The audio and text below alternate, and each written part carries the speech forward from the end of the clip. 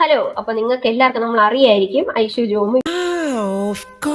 ഞാൻ ഓർക്കുന്നു, വല്ലാതെ ഓർക്കുന്നു. ഞാൻ ഇൻസ്റ്റയിലൊക്കെ ഒരു വീഡിയോ കണ്ടതേ, അരുൺ ജെ, ഈ പുള്ളിക്കാരെ ഇട്ടേക്കുന്ന വീഡിയോ. ഇവര് ഫാമിലി ആയിട്ട് യൂട്യൂബ് വീഡിയോസ് ചെയ്യാറുണ്ട്. ആരാധകരെ കണ്ട ലൈക്ക് ഇവരെ വിചാരം ഇവര് വലിയ പെർഫെക്റ്റ് ആണെന്ന്. തനിക്കൊരു വിചാരമുണ്ട്, താ ഏതോ കോപ്പിലെ വലിയ രാജാവാണ്, താ ഒരു പുല്ലുമല്ല.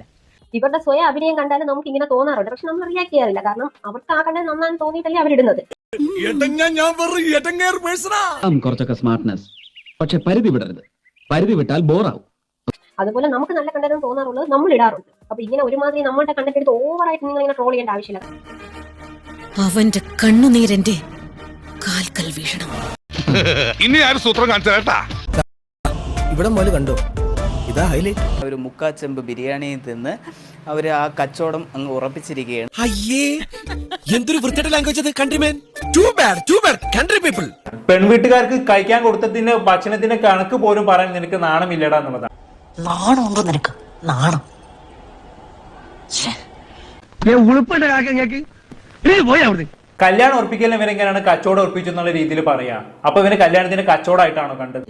മോൻ ചെയ്തതിനുള്ളതൊക്കെ മോന് ദൈവം തിരിച്ചു തരും. ഞാൻ എന്റെ ജാതകം ഒന്ന് നോക്കിച്ചാലോ എന്ന് ആലോചിക്കായിരുന്നു.